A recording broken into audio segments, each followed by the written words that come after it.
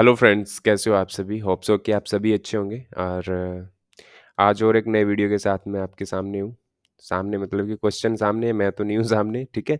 और आज के इस वीडियो में क्वेश्चंस डिस्कस करेंगे, एमसीक्यूज़ होंगे, हिंदी और इंग्लिश दोनों में रहते हैं, आपको पता ही है, जो कि Delhi police, ITBP driver, BRO grief, ठीक है? और एनी अदर किसी भी एग्ज़ाम में।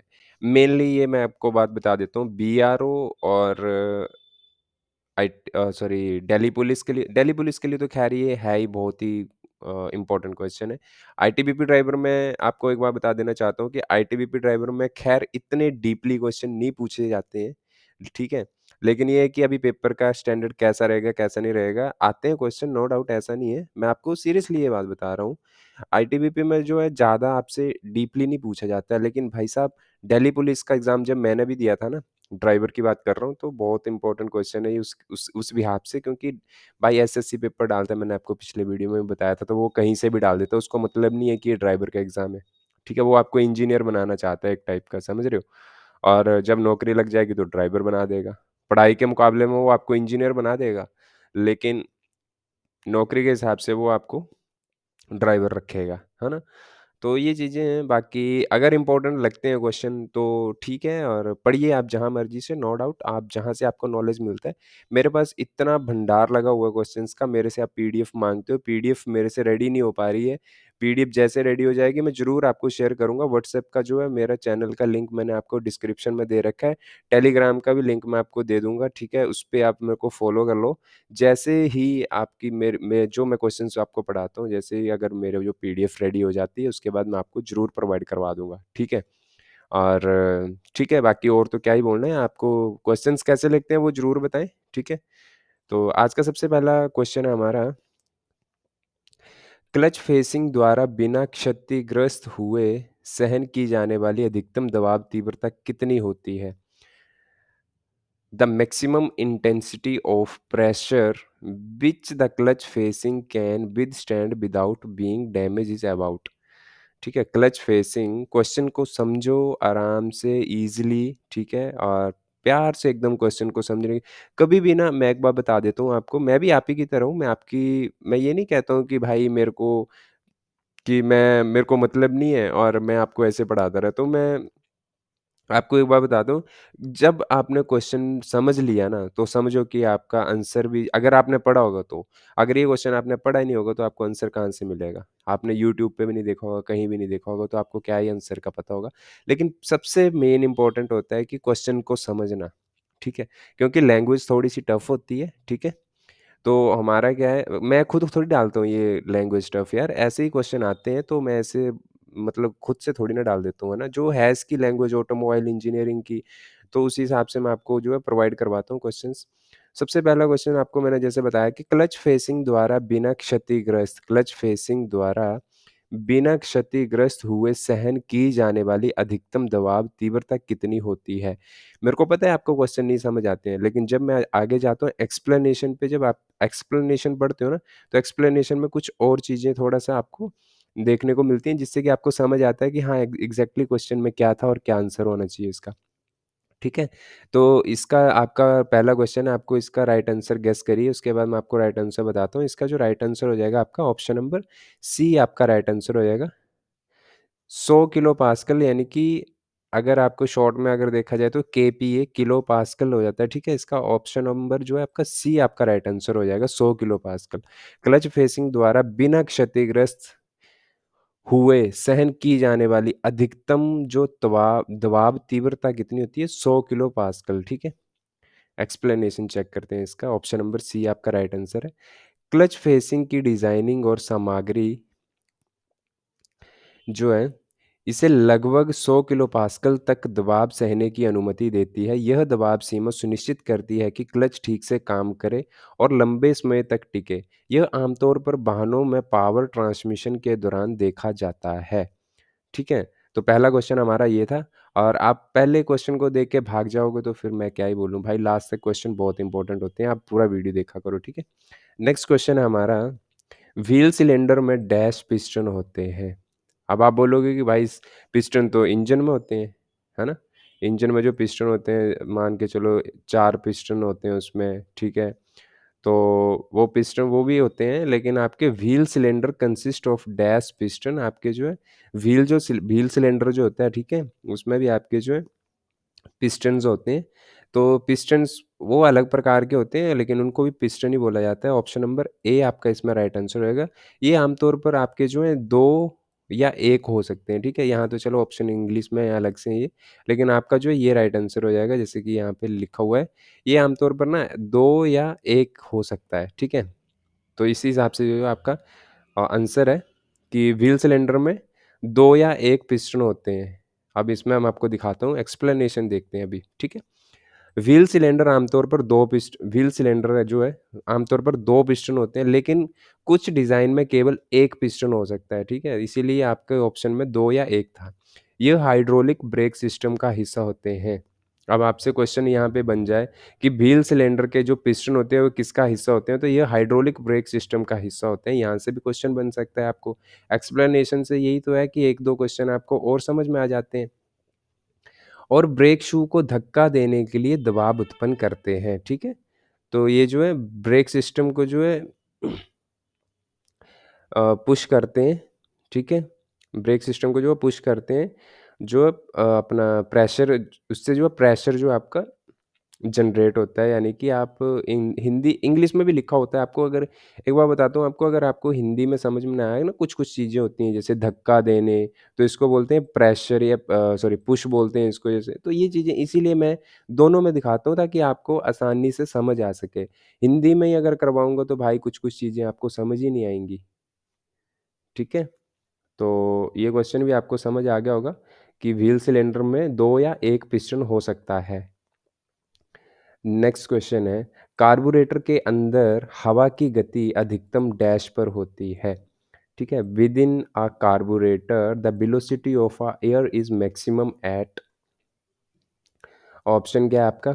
ऑप्शन ए है outlet, option number B inlet, option number C venturi के गले पे, ऑप्शन नंबर डी कुल लंबाई के मध्य बिंदु पर, ठीक है? तो कार्बोरेटर के अंदर हवा की गति अधिकतम जो है आपकी वेंचुरी के गले पर होती है। ऑप्शन नंबर सी आपका राइट आंसर हो जाएगा, ठीक है? वेंचुरी के गले पे या फिर throat at venturi. Option number C right answer रहेगा। आपको क्वेश्चन याद रखना है, ठीक है? और इसका आंसर भी मैंने आपको बता दिया। कार्बोरेटर के अंदर हवा की गति जो अधिकतम वेंचुरी के गले पर होती है। ऑप्शन नंबर आपका सी राइट आंसर हो जाएगा। अब यहाँ पे कार्बोरेटर इसके बारे में थोड़ा सा देखते हैं। कार्बोरेटर में वेंचुरी के गले पर हवा की गति अधिकतम होती है। यह डिज़ाइन का मुख्य भाग है जहां हवा की गति बढ़ने के कारण दबाव कम हो जाता है और ईंधन यानी कि फ्यूल का सही अनुपात में बाष्पीकरण होता है, ठीक है? तो ये एक्सप्लेनेशन आपका, और यहाँ पे राइट आंसर मैंने बता दिए।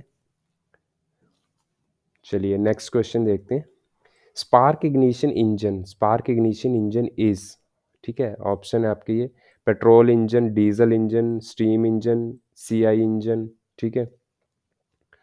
तो भाई ये तो क्वेश्चन बहुत इजी है, ये तो आपको पता होना चाहिए। बहुत बार पढ़ा चुका हूँ, इतने वीडियोस बना चुका हूँ मैं, अब ये तो पता ही होगा आपको, ठीक है? तो स्पार्क इग्निशन इंजन जो आपका पेट्रोल में होता है, ऑप्शन नंबर ए आपका राइट आंसर हो जाएगा, ठीक है? ऑप्शन नंबर ए आपका राइट आंसर हो जाएगा, पेट्रोल इंजन। अब यहाँ पे है कि स्पार्क इग्निशन इंजन वो इंजन होता है जिसमें ईंधन को यानी कि फ्यूल को स्पार्क प्लग द्वारा आग लगाई जाती है, जैसे कि पेट्रोल इंजन में, ठीक है? तो spark ignition engine is petrol engine, ठीक है? ऑप्शन नंबर ए आपका राइट आंसर हो जाएगा। नेक्स्ट क्वेश्चन है, वाहन में टॉर्क में वृद्धि कैसे प्राप्त की जाती है? Increase of torque in a vehicle is obtained by, ठीक है? वाहन में टॉर्क में वृद्धि कैसे प्राप्त की जाती है? टॉर्क के बारे में तो आपने सुना ही होगा, है ना? तो ऑप्शन देखिए कितने कंफ्यूज करने वाले हैं। गति को कम करके, ऑप्शन नंबर बी शक्ति को कम करके, ऑप्शन नंबर सी पेट्रोल की खपत को कम करके, ऑप्शन नंबर डी उपरोक्त सभी। इंग्लिश में देखिए decreasing speed, decreasing power, decreasing petrol consumption, option number D all of the above. तो जो व्हीकल होता है ना, उसमें जो है टॉर्क में वृद्धि कैसे प्राप्त होती है? तो इसका राइट आंसर क्या हो जाएगा आपका?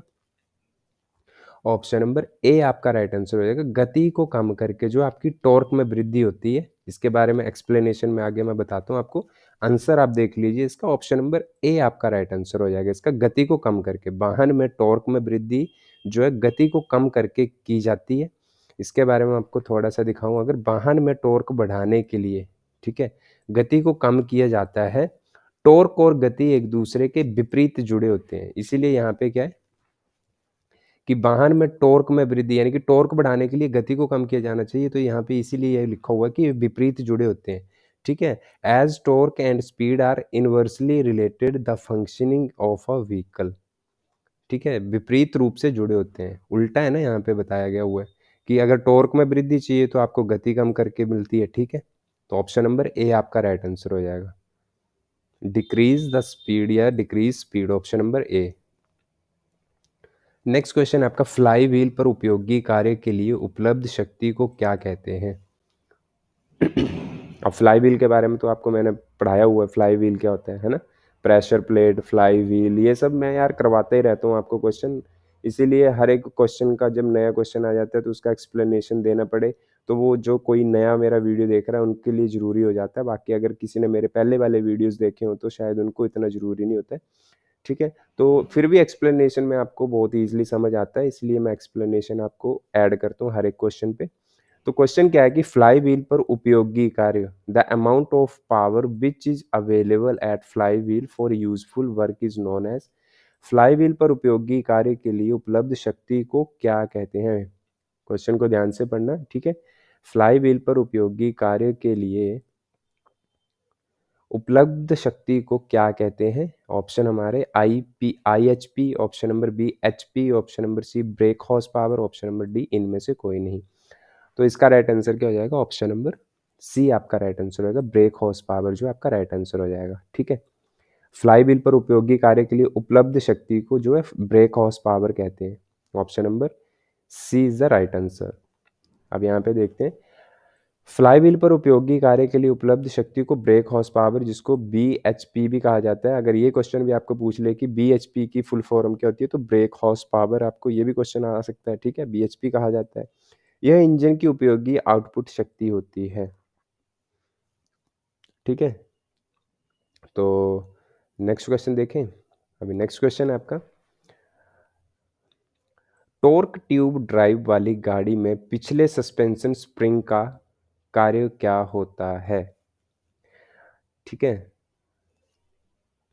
इन a vehicle with torque tube drive the rear suspension spring, क्या इसका काम क्या होता है? टॉर्क ट्यूब ड्राइव वाली गाड़ी में पिछले सस्पेंशन स्प्रिंग का कार्य क्या होता है? तो ऑप्शन क्या है आपके? ऑप्शन आप यहाँ पे देख लीजिए क्या क्या ऑप्शंस हैं, ठीक है? उसके बाद मैं आपको राइट आंसर बताता हूँ। आप जो है इसके राइट, पहले आप खुद इनको ना मेरा मत देखा करो, आप इसको पूरा पढ़ लिया करो क्वेश्चन को, वीडियो को पॉज़ करके। यार देखो, पेपर तो आप ही ने देना है ना, हमने थोड़ी देना है पेपर, है ना? तो इसीलिए आपको, आप इत्तू सा काम कर सकते हो कि आप वीडियो को पॉज़ करके ना, अगर मेरे से क्वेश्चन के ऑप्शंस बड़े हों तो मैं आपको पूरे ऑप्शन नहीं पढ़ा सकता हूँ। तो ये होता है कि वीडियो लंबा हो जाता है, क्वेश्चन कम कवर होते हैं, जिससे थोड़ा-सा टाइम वेस्ट हो जाता है। आप वीडियो को पॉज़ करिए, क कर लिया करो और उसके बाद मैं आपको राइट आंसर बता दिया करूँगा, वो तो मैं बताता ही हूँ आपको। तो इसमें क्या है कि टॉर्क ट्यूब ड्राइव वाली गाड़ी में पिछले सस्पेंशन स्प्रिंग का कार्य जो ये होता है, लोड को सहारा देता है और एंड थ्रस्ट को संभालता है। Supports load and take ups and thrust, option number B आपका राइट आंसर हो जाएगा। इसके बारे में अब मैं थोड़ा-सा यहाँ बताता हूँ। यहाँ लिखा है कि टॉर्क ट्यूब ड्राइव सिस्टम में रियर सस्पेंशन स्प्रिंग का मुख्य कार्य वाहन के भार को सहारा देना और एंड थ्रस्ट, जो कि पिछले पहियों से उत्पन्न होता है, को संभालना। टॉर्क ट्यूब खुद ड्राइविंग थ्रस्ट और टॉर्क रिएक्शन को संभालता है। क्वेश्चन बहुत डिफिकल्ट है, मेरे को पता है, ठीक है? क्वेश्चन डाला हुआ मैंने, तो आपको जो है मैं एक दिन एक ऐसा वीडियो बनाऊँगा, इंजन्स, ब्रेक सिस्टम और ऑयल वगैरह के जो भी हैं क्वेश्चंस, उसके पे पहले मैं आपको एक बारी वीडियो लेके आऊँगा, उसमें आपको डायग्राम दिखाऊँगा और उसके बाद उसके क्वेश्चंस भी मैं आपको करवाऊँगा। इंजन के पार्ट से रिलेटेड, क्रैंक शाफ्ट हो गया, कैम शाफ्ट हो गया, पिस्टन हो गया, क्रैंक रोड होगी, ठीक है? ये सारे क्वेश्चंस जो है मैं आपको एक बारी विद डायग्राम भी करवाऊँगा। फिलहाल आप इन क्वेश्चंस को कवर कर लेता हूँ मैं, जो अभी मेरी एक सीरीज़ चली हुई है, उसके बाद मैं वो भी कवर करवाऊँगा। आपको मैं ऐसे इस हिसाब से तैयार करवा दूँगा कि आपको पेड कोर्स लेने की ज़रूरत ही नहीं पड़ेगी। लेकिन अगर आपको ऐसा लगता है, देखो हर कोई यूट्यूबर ये चीज़ बोलता है, लेकिन आपको जहाँ से अच्छा लगता है आप वहाँ से पढ़िए। मेरी तरफ से आपको कोई भी, मैं तो ये कहता हूँ कि आप मेरा वीडियो देख लेते हो उसके बाद कोई और भी वीडियो देखो, भाई नॉलेज गेन करिए आप। जहाँ से आपको नॉलेज मिलता है आप नॉलेज गेन करिए, ठीक है? किसी की बातों में मत आइए, पेपर आपको पास करना है, आपको नॉलेज गेन करना है, चाहे जहाँ मर्ज़ी से करो। ठीक है? चाहे मेरे वीडियो देखो, चाहे ना भी देखो, किसी और के देखो, बुक्स पढ़ो, जो मर्ज़ी करो, ठीक है?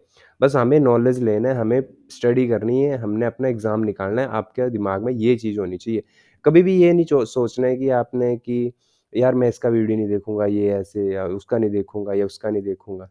नहीं भाई, हमको सिर्फ़ मतलब है अपने से, किसी और से मतलब नहीं है, हमें सिर्फ़ अपने से मतलब है, ठीक है? तो आप जो है वीडियोज़ कहीं से भी देखो, कहीं से पढ़ो, कोई फ़र्क नहीं पड़ता है, आपको पढ़ना है बस, ठीक है? तो इसका राइट आंसर आपको मैंने बता दिया, ऑप्शन नंबर बी हो सकता है, ठीक, बी हो नहीं सकता, बी है इसका राइट आंसर। नेक्स्ट क्वेश्चन है आपका, निम्नलिखित में से कौन-सा इंजन ऊष्मा ऊर्जा को यांत्रिक ऊर्जा में परिवर्तित करता है? Which of the following engine convert heat energy into mechanical energy? निम्नलिखित में से कौन-सा इंजन ऊष्मा ऊर्जा को यांत्रिक ऊर्जा में परिवर्तित करता है? ऑप्शन है आपका आंतरिक दहन इंजन यानी कि IC engine, option number B steam engine, option number C both and option number D इनमें से कोई नहीं। तो ऊर्जा ऊष्मा ऊर्जा को यांत्रिक ऊर्जा में जो है आपके ये दोनों करते हैं, ऑप्शन नंबर ए और बी राइट आंसर हो जाएँगे, ठीक है? यानी कि option number C is the right answer both, ठीक है? अब इसके बारे में देखते हैं थोड़ा-सा। आंतरिक दहन इंजन और स्टीम इंजन दोनों ही ऊष्मा ऊर्जा को यांत्रिक ऊर्जा में बदलते हैं, यानी कि हीट एनर्जी को जो है मैकेनिकल एनर्जी में परिवर्तित करते हैं। आंतरिक दहन इंजन, ठीक है, आईसी इंजन जिसको बोलते हैं, ईंधन के दहन से ऊर्जा उत्पन्न करता है, जबकि स्टीम इंजन भाप के दबाव का उपयोग करता है, ठीक है? तो यहाँ पे ये क्वेश्चन था कि निम्नलिखित में से कौन-सा ऊष्मा ऊर्जा को यांत्रिक ऊर्जा में परिवर्तित करता है? तो आपका option number IC engine, option number B steam engine, ये दोनों आपके राइट आंसर हो जाएँगे। नेक्स्ट क्वेश्चन है आपका, बैटरी कॉइल जो होती है, बैटरी कॉइल इग्निशन सिस्टम का वह घटक है जो बैटरी वोल्टेज को ब्रेकडाउन वोल्टेज में बदलता है, उसे क्या कहते हैं या क्या कहलाता है? ऑप्शन है आपका condenser, option number B ignition coil, option number C ballast resistor, option number D distributor, ठीक है? ब्लास्ट रेसिस्टर या जो भी है। तो बैटरी कॉइल इग्निशन सिस्टम का वह घटक है, यानी कि वह कंपोनेंट है जो बैटरी वोल्टेज को ब्रेक डाउन वोल्टेज में बदलता है, उसे क्या कहते हैं? ऑप्शन नंबर बी आपका राइट आंसर हो जाएगा, इग्निशन कॉइल, ठीक है? ऑप्शन नंबर बी आपका राइट आंसर हो जाएगा, इग्निशन कॉइल। अब इसके बारे में थोड़ा-सा पढ़ते हैं और ब्रेक डाउन के बारे में भी थोड़ा-सा बताऊँगा। इग्निशन कॉइल बैटरी वोल्टेज आमतौर पर जो 12 वोल्ट की होती है, उसको जो उच्च वोल्टेज ब्रेक डाउन वोल्टेज में बदलता है, जो स्पार्क प्लग में स्पार्क उत्पन्न करने के लिए आवश्यक होता है। अब ब्रेकडाउन वोल्टेज के बारे में पूछा गया था, वो न्यूनतम वोल्टेज है, ब्रेकडाउन वोल्टेज वो न्यूनतम वोल्टेज है जिस पर विद्युत धारा हवा या अन्य माध्यम से प्रभावित हो सकती है और स्पार्क उत्पन्न कर सकती है। क्वेश्चन मेरे को मालूम है, आप ये मत सोचिए कि इसे ये कुछ भी पढ़ा देते हैं, मेरे को मालूम है थोड़े से टफ क्वेश्चन है, लेकिन आप एक बात मेरी एक बात याद रखना, याद क्या रखना, एक बारी आप जाना और दिल्ली पुलिस के प्रीवियस ईयर पेपर की कोई भी वीडियो या फिर कहीं आपको नेट पे मिलता है या फिर किसी ने दिल्ली पुलिस का पुराना पेपर दे रखा है या बीआरओ का दे रखा है, तो आप वहाँ पे देखना कि जो एसएससी है वो कहाँ से क्वेश्चंस पूछता है। उसको कोई मतलब नहीं है आपसे, ठीक है? उसको वो कहीं से भी ऐसा डिफ़िकल्ट लैंग्वेज में क्वेश्चन डालना है ना कि आपको समझ ही ना आए। तो मैं उस लेवल से आपको एडवांस लेवल की पढ़ाई करवा रहा हूँ। तो आप थोड़ा-सा उसको अ, मतलब कि देखो, पढ़ो, ठीक है? अगर क्वेश्चन अच्छे लगते हैं, बोरिंग है तो फिर आप वीडियो छोड़ दो, कोई दिक्कत नहीं है। तो राइट आंसर इसका ऑप्शन नंबर बी हो जाएगा। नेक्स्ट क्वेश्चन आपका क्या है? आधुनिक डिफरेंशियल में ड्राइव पिनियन और रिंग गियर के लिए किस प्रकार के गियर का उपयोग किया जाता है? In the modern differential the type of gearing used for the drive pinion and ring gear is, question आपका ये है, आधुनिक डिफरेंशियल में ड्राइव पिनियन और रिंग गियर के लिए किस प्रकार के गियर का उपयोग किया जाता है? तो ये होता है आपका ऑप्शन नंबर आपका C is the right answer, hypoid gear होते हैं, ठीक है? अब क्वेश्चन को इसको समझो और इसके एक और इसके रिगार्डिंग क्वेश्चन मैंने आपको पहले भी करवाया था कि जो मॉडर्न व्हीकल्स होते हैं हमारे, उनमें कौन-सा जो है गियर यूज़ किए जाते हैं। मॉडर्न की व्हीकल्स जैसे गाड़ियाँ हमारी नॉर्मल जो गाड़ियाँ हैं, उनमें पता है कौन-सा गियर यूज़ किया जाता है? ये क्वेश्चन भी मैंने आपको पिछले वीडियोज़ में करवा रखा है। ये क्वेश्चन अलग प्रकार का है, ठीक है? और वो क्वेश्चन अलग प्रकार का था कि उसमें पूछा गया था कि जो मॉडर्न कारें होती हैं हमारी, उनमें कौन किस तरह के गियर यूज़ किए जाते हैं। तो वो जो है मॉडर्न कारों में जो अगर आपको पूछा जाए तो जो ऑप्शन नंबर डी आपका राइट आंसर होएगा, हेलिकल गियर उनमें यूज़ किए जाते हैं। लेकिन यहाँ पे क्वेश्चन कुछ अलग है कि यहाँ पूछा गया है कि आधुनिक डिफरेंशियल में, ये भी मॉडर्न डिफरेंशियल की बात कर रहा है, ड्राइव पिनियन और रिंग गियर के लिए किस प्रकार के गियर का उपयोग किया जाता है? तो हाइपोइड गियर होते हैं, ये कुछ अलग तरह का क्वेश्चन है, ठीक है? अब यहाँ पे ये लिखा है कि आधुनिक डिफरेंशियल में ड्राइव पिनियन और रिंग गियर के लिए हाइपोइड गियर का उपयोग किया जाता है। यह गियर सेट विशेष रूप से तब उपयोगी होता है जब पिनियन और रिंग गियर के बीच एक ऑफसेट यानी कि एंगल डिफरेंस होता है, यानी कि अनुपात कोण होता है। तो इसको जो है जैसे कि हाँ, तो वही है कि इसका राइट आंसर, एक सेकेंड यार मैं भी थोड़ा सा, यहाँ पे ये लिखा है कि यह गियर सेट विशेष रूप से तब उपयोगी होता है जब पिनियन और रिंग गियर के बीच एक ऑफसेट होता है, यानी कि अनुपाती कोण होता है, ठीक है, एंगल डिफरेंस होता है। तो ये आपका एक्सप्लेनेशन था, ठीक है। तो मेनली ये था कि भाई आधुनिक डिफरेंशियल ड्राइव पिनियन और रिंग गियर के लिए किस प्रकार के गियर का उपयोग किया जाता है? Hypoid gear. और अगर मॉडर्न कारों के बारे में नॉर्मली क्वेश्चन पूछे कि नॉर्मल मॉडर्न कारों में कौन सा गियर यूज किया जाता है, तो वो है हेलिकल गियर यूज किए जाते हैं। नेक्स्ट क्वेश्चन है आपका, निम्नलिखित में से कौन सा प्रकार का पंप उपयोग किया जाता है? निम्नलिखित में से कौन से प्रकार का पंप उपयोग किया जाता है? Which of the following is the type of pump used? Option आपका mechanical fuel pump, option number B है विद्युत यानी कि electrical fuel pump, option number C है दोनों ईंधन pump, both the fuel pumps, option number D इनमें से कोई नहीं। तो कौन सा पंप यूज किया जाता है? ऑप्शन नंबर ए और बी आपके राइट आंसर है। तो इसमें जो है राइट आंसर आपका ऑप्शन के हिसाब से option number C is the right answer. ये दोनों यूज किए जाते हैं, मैकेनिकल और इलेक्ट्रिकल। अब इसके बारे में मैं आपको दिखाता हूँ, मैकेनिकल के बारे में भी थोड़ा सा दिखाता हूँ। यहाँ ये लिखा हुआ है कि दोनों यांत्रिक ईंधन पंप हैं, ठीक है, और विद्युत ईंधन पंप दोनों यांत्रिक ईंधन पंप और विद्युत ईंधन पंप उपयोग में लाए जाते हैं, यानी कि दोनों जो आपको बताया, ठीक है, मैकेनिकल और इलेक्ट्रिकल। यांत्रिक पंप जो है आमतौर पर पुराने इंजन में पाए जाते थे, जबकि विद्युत पंप नए और आधुनिक इंजनों में अधिक सामान्य होते हैं। समझ गए आप? तो ये आपका राइट आंसर क्या हो जाएगा पिछले क्वेश्चन का, जो आपकी स्क्रीन पे है उसका right answer option number C या राइट आंसर हो जाएगा। नेक्स्ट क्वेश्चन है कि यहाँ पे ये पूछा गया है कि क्लच की आवाज़ आमतौर पर सबसे अधिक कब सुनाई देती है? बहुत इंपॉर्टेंट क्वेश्चन है ये भी। ऑप्शन है आपके, जब आप प्रारंभ किया जा रहा है, इंजन को स्टार्ट किया, ऑप्शन नंबर बी धीमा किया जा रहा हो, ऑप्शन नंबर सी गति नहीं कर रहा हो इंजन जो है, ऑप्शन नंबर डी आपका त्वरण हो रहा हो, यानी कि एक्सीलरेटिंग अगर आप कर रहे हो, ठीक है।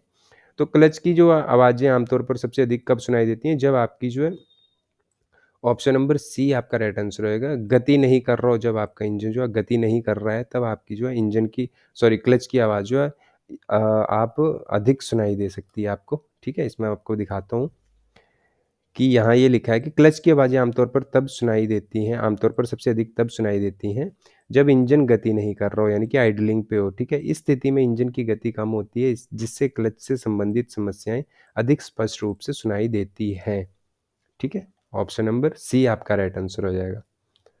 नेक्स्ट क्वेश्चन आपका, दहन कक्ष सिलेंडर हेड डैश के बीच बनते हैं, यानी कि combustion chamber are form between the cylinder head and,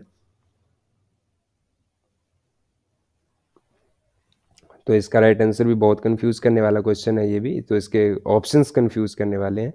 तो combustion chamber are form between the cylinder head and, दहन कक्ष सिलेंडर हेड, दहन कक्ष जो है सिलेंडर हेड और डैश के बीच बनते हैं। तो ये जो ऑप्शन नंबर डी आपका राइट आंसर होगा, ऑप्शन नंबर डी पिस्टन में बनते हैं ये, ठीक है। सिलेंडर हेड और दहन कंब्यूशन जो है, कंब्यूशन चैम्बर जो है सिलेंडर हेड और पिस्टन्स के बीच बनते हैं, दहन कक्ष सिलेंडर हेड और पिस्टन्स के बीच बनते हैं, ठीक है। तो ऑप्शन नंबर डी आपका राइट आंसर है। और यहाँ पे ये है कि दहन कक्ष सिलेंडर हेड और पिस्टन के बीच बनते हैं। पिस्टन इंजन के अंदर एक गतिशील घटक है जो दहन कक्ष में स्थित होता है। दहन कक्ष वह स्थान है जहां ईंधन और हवा का मिश्रण दहन के लिए संकुचित होता है और पिस्टन इस प्रक्रिया में महत्वपूर्ण भूमिका निभाता है। ठीक है, राइट आंसर क्या हो जाएगा आपका? Option number D is the right answer. Next question है आपका, निम्नलिखित में से कौन सा पेट्रोल इंजन का ईंधन फीड सिस्टम है? Which of the following is the fuel feed system of a petrol engine? Option आपका ईंधन टैंक, ऑप्शन नंबर बी ईंधन पंप, ऑप्शन नंबर सी ईंधन फिल्टर, ऑप्शन नंबर डी यह सभी। तो निम्नलिखित में से कौन सा पेट्रोल इंजन का ईंधन फीड है? तो ये आपके सारे राइट आंसर हो जाएंगे। Fuel tank, fuel pump, filter, all are correct. इसके बारे में अभी राइट आंसर आपका ऑप्शन नंबर डी हो जाएगा। ठीक है, इसके बारे में एक एक चीज़ बताता हूँ मैं आपको। यहाँ लिखा है कि पेट्रोल इंजन का ईंधन फीड सिस्टम ईंधन टैंक, ईंधन पंप, ईंधन फिल्टर सभी शामिल होते हैं। ईंधन टैंक और जो है ईंधन टैंक जो होता है यानी कि फ्यूल टैंक जो होता है ये फ्यूल को स्टोर करता है। ईंधन पंप इसे इंजन तक पहुंचाता है और ईंधन फिल्टर इंजन में जाने से पहले ईंधन को साफ करता है। तो यहाँ से भी क्वेश्चन बन सकते हैं कि ईंधन फिल्टर का क्या काम होता है, यानी कि ऑयल फिल्टर का क्या काम होता है? तो ये ईंधन को साफ करने का काम करता है इंजन में तेल भेजने से पहले। ठीक है, नेक्स्ट क्वेश्चन है, इंजन शुरू करने पर चार्जिंग वोल्टेज डैश होता है जब इंजन लोड पर चल रहा होता है। The charging voltage at the start of engine dash than when the engine is running on load. Engine शुरू करने पर चार्जिंग वोल्टेज कम या ज़्यादा होती है या जब इंजन लोड होती है और जब इंजन लोड पर चल रहा होता है। तो इसका राइट आंसर क्या हो जाएगा? थोड़ा सा हिंदी में कंफ्यूज कर रहा है ये क्वेश्चन, लेकिन इंग्लिश में देखिए, the charging voltage at the start of the engine is dash than when the engine is running on load.